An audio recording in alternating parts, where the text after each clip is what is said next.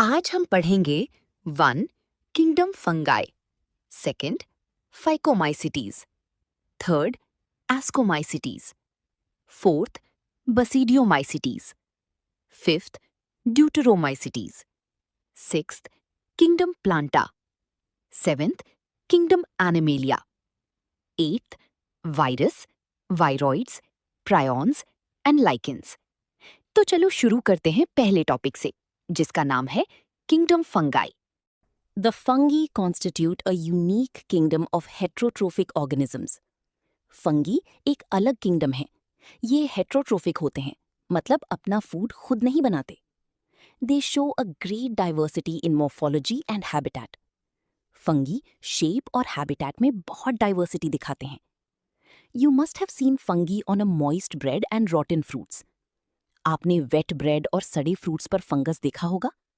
The common mushroom you eat and toadstools are also fungi. जो mushroom हम खाते हैं और toadstools भी फंगी हैं। White spots seen on mustard leaves are due to a parasitic fungus. सरसों के पत्तों पर white spots फंगस के कारण होते हैं। Some unicellular fungi, e.g. yeast, are used to make bread and beer. कुछ फंगी यूनिसेल्यूलर होते हैं। Example yeast. ये ब्रेड और बियर बनाने में यूज होता है। Other fungi cause diseases in plants and animals. Wheat rust causing Puccinia is an important example. कुछ फंगी डिजीजेस भी करते हैं। Example Puccinia wheat rust disease करता है। Some are the source of antibiotics, e.g. penicillium. कुछ fungi antibiotics देते हैं। Example Penicillium से पेनिसिलिन मिलता है। Fungi are cosmopolitan and occur in air, water, soil and on animals and plants. Fungi हर जगह मिलते हैं। एयर, वाटर, सॉइल, प्लांट्स और एनिमल्स सब जगह। They prefer to grow in warm and humid places. ये वार्म और ह्यूमिड जगह में ज्यादा ग्रो करते हैं। Have you ever wondered why we keep food in the refrigerator? सोचा है फ्रिज में फूड क्यों रखते हैं? Yes, it is to prevent food from going bad due to bacterial or fungal infections. Fridge में रखने से बैक्टीरिया और फंगल ग्रोथ स्लो हो जाती है, इसलिए फूड जल्दी खराब नहीं होता। With the exception of yeasts which are unicellular, fungi are filamentous. Yeast को छोड़कर बाकी फंगी फिलामेंटस होते हैं। फिलामेंटस मतलब thread like. Their bodies consist of long, slender, thread-like structures called hyphae. Fungi body long, thin thread से बनी होती है। इन्हें हाइफी कहते हैं। The network of hyphae is known as mycelium. Hyphae का नेटवर्क मिलकर माइसीलियम कहलाता है। Some hyphae are continuous, tubes filled with multinucleated cytoplasm. These are called conocytic hyphae. कुछ हाइफी बिना सेप्टा के होते हैं और उनमें कई न्यूक्लियस होते हैं। इन्हें कोनोसिटिक हाइफी कहते हैं। Others have septi or cross walls in their hyphae. कुछ हाइफे में पार्टीशंस होते हैं, जिसे सेप्टे कहते हैं। The cell walls of fungi are composed of chitin and polysaccharides. Fungi cell wall chitin और पॉलीसैकेराइड से बनी होती है। Most fungi are heterotrophic and absorb soluble organic matter from dead substrates and hence are called saprophytes. Most fungi dead matter से food absorb करते हैं, इसलिए उन्हें saprophytes कहते हैं। Those that depend on living plants and animals are called parasites. जो living organisms पर depend करते हैं, उन्हें parasites कहते हैं। They can also live as symbionts in association with algae as lichens and with roots of higher plants as mycorrhiza. कुछ fungi symbiotic relation में रहते हैं, algae के साथ lichens, plant roots के साथ mycorrhiza. Reproduction in fungi can take place by vegetative means, fragmentation, fission and budding. Fungi vegetative reproduction भी करते हैं. Methods: fragmentation, fission, budding. Asexual reproduction is by spores, called conidia or sporangiospores or zoospores, and sexual reproduction is by oospores, ascospores and basidiospores. Fungi में asexual spores को conidia, sporangiospores या zoospores कहते हैं, जबकि sexual reproduction में oospores, ascospores और basidiospores बनते हैं. The various spores are produced in distinct structures called fruiting bodies. ये सभी स्पोर्स अलग अलग विशेष संरचनाओं में बनते हैं, जिन्हें फ्रूटिंग बॉडीज कहा जाता है। The sexual cycle involves the following 3 steps. Sexual reproduction 3 मुख्य स्टेप्स में पूरा होता है। fusion of protoplasms between two motile or non-motile gametes called plasmogamy. दो gametes, चलने वाले या न चलने वाले, कि साइटोप्लाज्म का मिलना प्लाज्मोगैमी कहलाता है.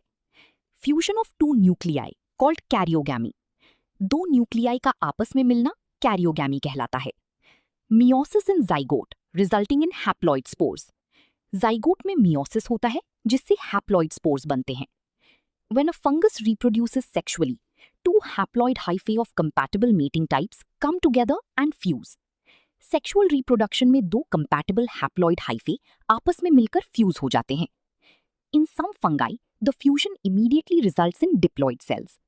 कुछ fungi में fusion के तुरंत बाद diploid cell बन जाता है. However, in other fungi, an intervening dikaryotic stage occurs. लेकिन कुछ fungi में बीच में dikaryotic stage, N+N, आता है. Such a condition is called a dikaryon, and the phase is called dikaryophase. इस अवस्था को dikaryon और इस phase को dikaryophase कहा जाता है. Later, the parental nuclei fuse and the cells become diploid. बाद में दोनों nuclei मिलते हैं और cell diploid बन जाता है. The fungi form fruiting bodies, in which reduction division occurs. Fungus fruiting bodies बनाता है जहां meiosis, reduction division, होता है. This leads to formation of haploid spores. इसके कारण haploid spores बनते हैं. The morphology of mycelium, mode of spore formation, and fruiting bodies form the basis of classification. Mycelium की बनावट, spore बनने का तरीका और fruiting bodies के आधार पर fungi को classify किया जाता है. Next topic, phycomycetes. Members of phycomycetes are found in aquatic habitats and moist places. Phycomycetes पानी और नम यानी moist जगहों में पाए जाते हैं. They may live as parasites on plants. ये पौधों पर parasite के रूप में भी रह सकते हैं. The mycelium is aseptate and coinocytic. इनका mycelium बिना सेप्टा के होता है, aseptate, और multinucleate होता है, coinocytic.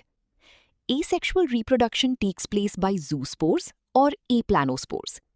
Asexual reproduction zoospores यानी चलने वाले या aplanospores यानी न चलने वाले से होता है.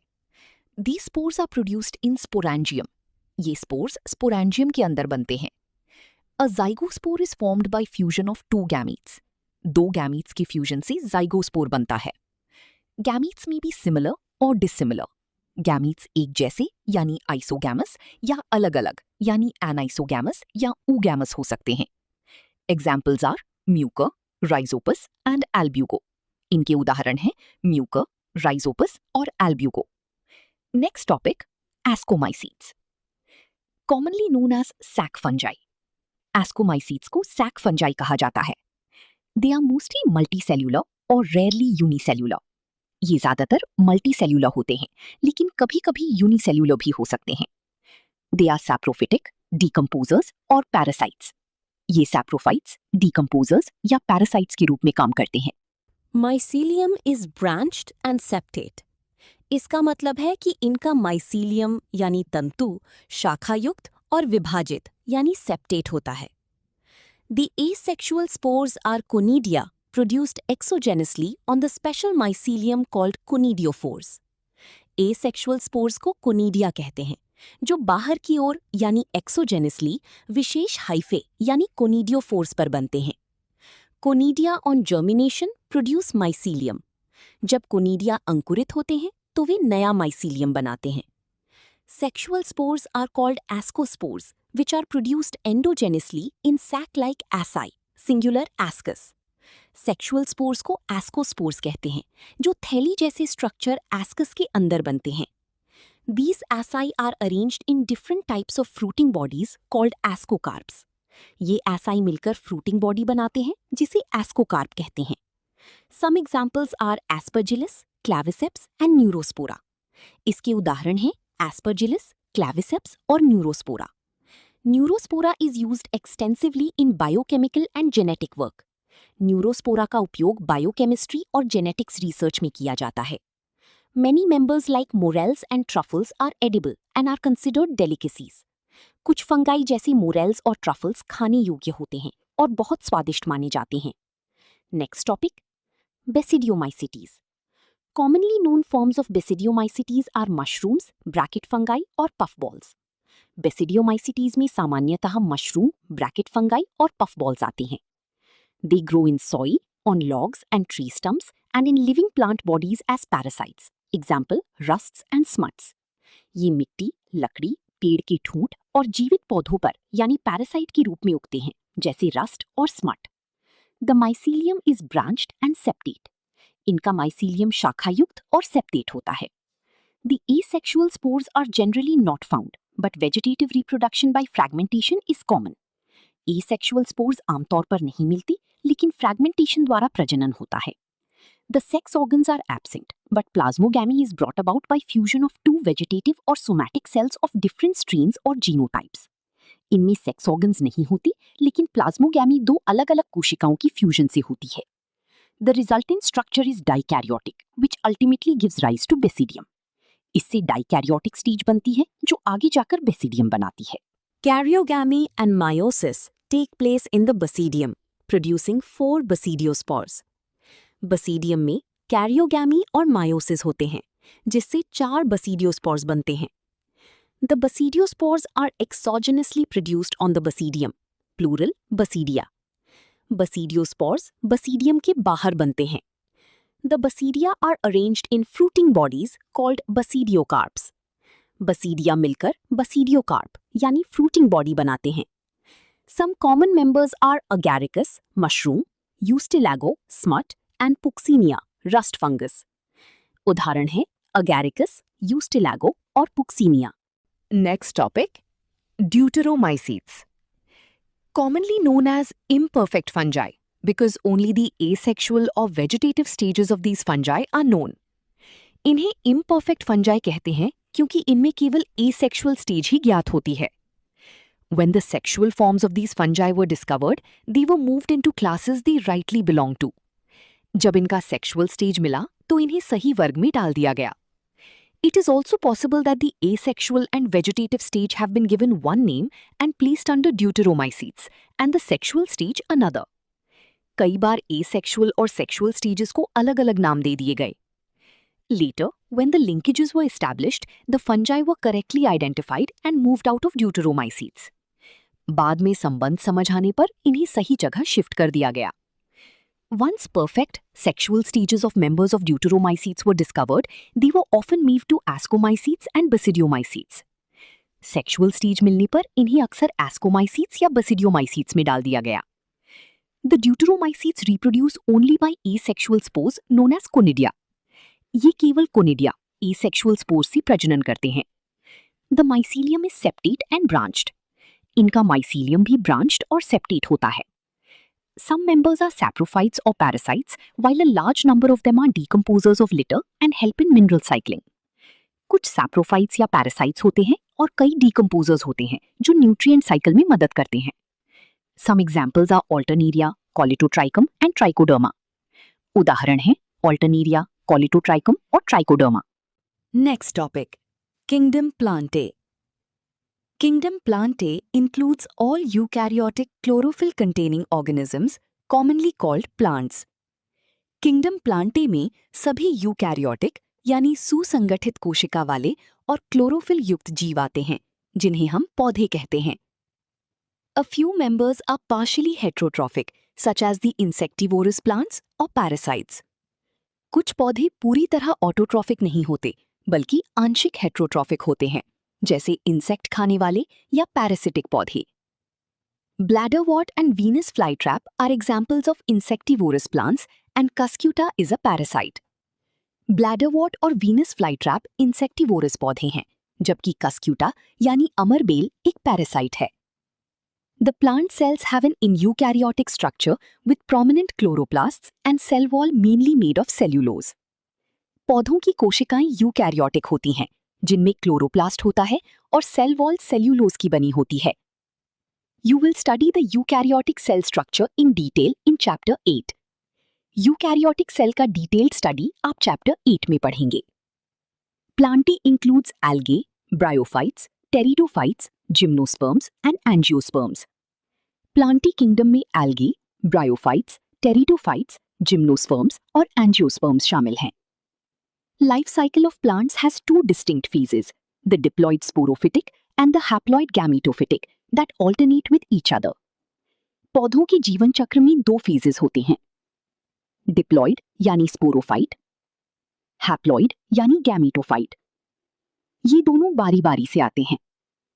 The lengths of the haploid and diploid phases and whether these phases are free living or dependent on others vary among different groups in plants.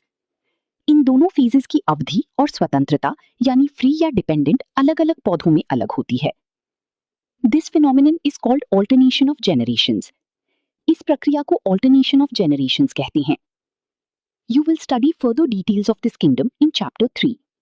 इस kingdom के बारे में आगे chapter 3 में पढ़ेंगे। Next topic, Kingdom Animalia. This kingdom is characterized by heterotrophic eukaryotic organisms that are multicellular and their cells lack cell walls. Animalia में multicellular, eukaryotic और heterotrophic जीव होते हैं, जिनकी कोशिकाओं में cell wall नहीं होती। They directly or indirectly depend on plants for food. ये सीधे या अप्रत्यक्ष रूप से पौधों पर निर्भर होते हैं। They digest their food in an internal cavity and store food reserves as glycogen or fat. ये भोजन को शरीर के अंदर पचाते हैं और ऊर्जा को ग्लाइकोजन या फैट के रूप में स्टोर करते हैं।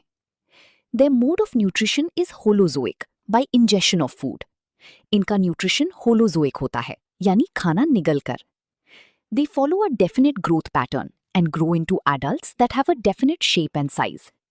इनका ग्रोथ पैटर्न निश्चित होता है और ये एक निश्चित आकार प्रकार में विकसित होते हैं। Higher forms show elaborate sensory and neuromotor mechanism. उच्च श्रेणी के जानवरों में सेंस ऑर्गन्स और नर्वस सिस्टम विकसित होते हैं। Most of them are capable of locomotion. अधिकतर जानवर चल फिर सकते हैं, लोकोमोशन।